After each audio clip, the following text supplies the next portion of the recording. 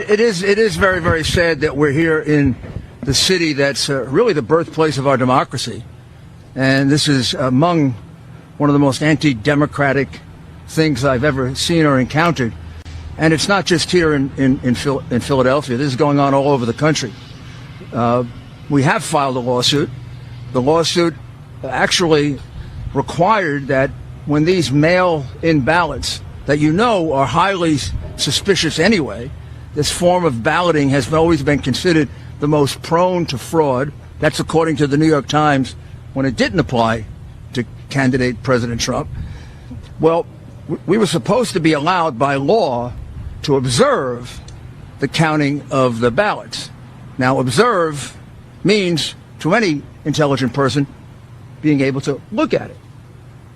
The way it's interpreted by the Democrat crooked machine of Philadelphia is that the observers can be 20 or 30 feet away, never able to see the ballot itself, never able to see if it was properly postmarked, properly addressed, properly signed on the outside.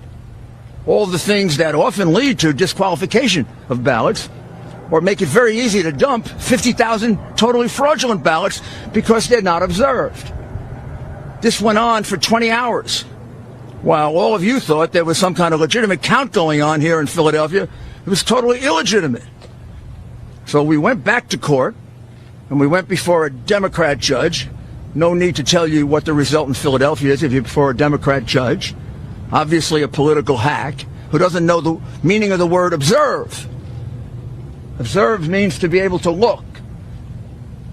Not a single Republican has been able to look at any one of these mail ballots. They could be from Mars as far as we're concerned, or they could be from the Democratic National Committee. Joe Biden could have voted 50 times as far as we know, or 5,000 times. The ballots could be from Camden. Philadelphia, unfortunately, and I would say this about my own city, has a reputation for voter fraud. You have a reputation for dead people voting, and we're going to go look at just how many dead people voted here. I didn't think we'd have to do that, but we will. And you have a reputation for people being bussed in from Camden voting here. Wouldn't be the first time that happened. But this goes way beyond any of that. And let me also add that this isn't happening just here. We have exactly the same lawsuit in Wisconsin, where exactly the same thing happened. Except in Wisconsin, mysteriously at 4 o'clock or 3 o'clock in the morning, about 120,000 ballots appeared. Oh, here come these ballots. Well, we have no idea if they really are ballots. We have no idea if they're signed, if they're postmarked properly, if it isn't just the same person who submitted 100,000 ballots, and they all got counted. This is the way they intend to win.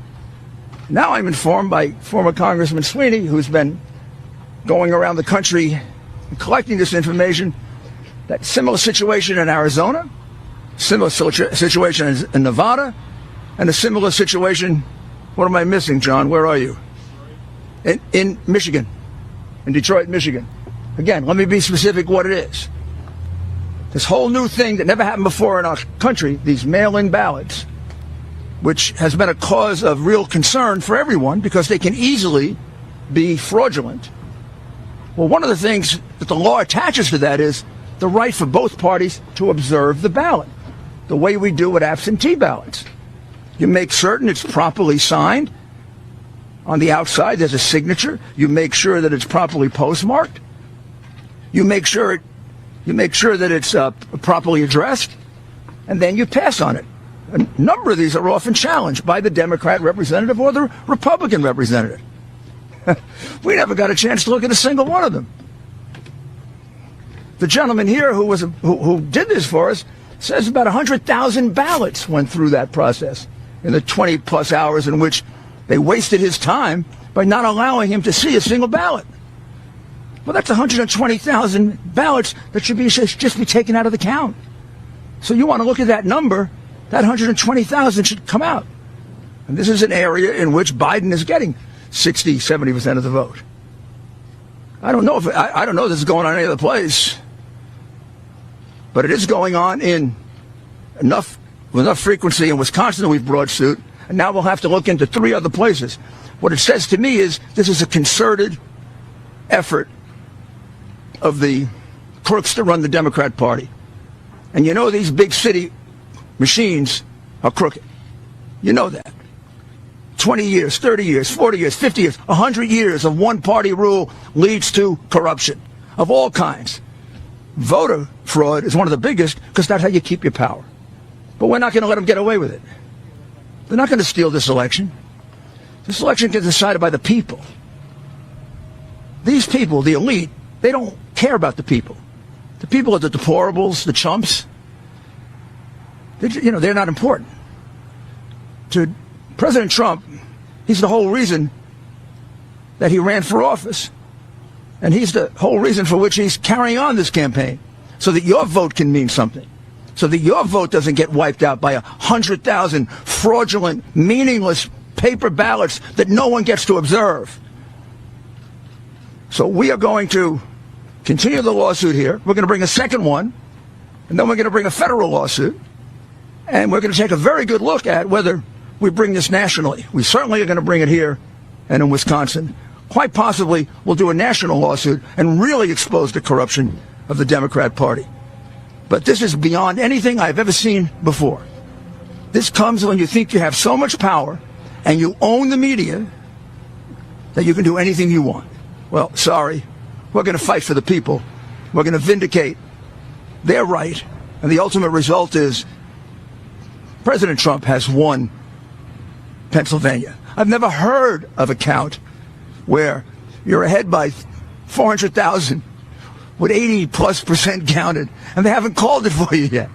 They called California the moment the polls closed. How many votes do you have to be ahead to win, for a Republican to win here? How many votes do we have to be ahead? 400,000 is not enough? With 80+% counted, I think there's only 14% of the vote to go. Do you think we're stupid? You think we're fools? You know something? The Democrats do think you're stupid, and they do think you're fools, and that's why you get called deplorable and chumps. It's over. We're going to stick with this. We're going to win this election. We've actually won it. Just a matter of counting the votes fairly. So I'd like to ask the former Attorney General of Florida, Pam Bondi, to explain what's been going on at the polling places, which is just as dastardly and just as criminal. Thank you, Mayor. Thank you.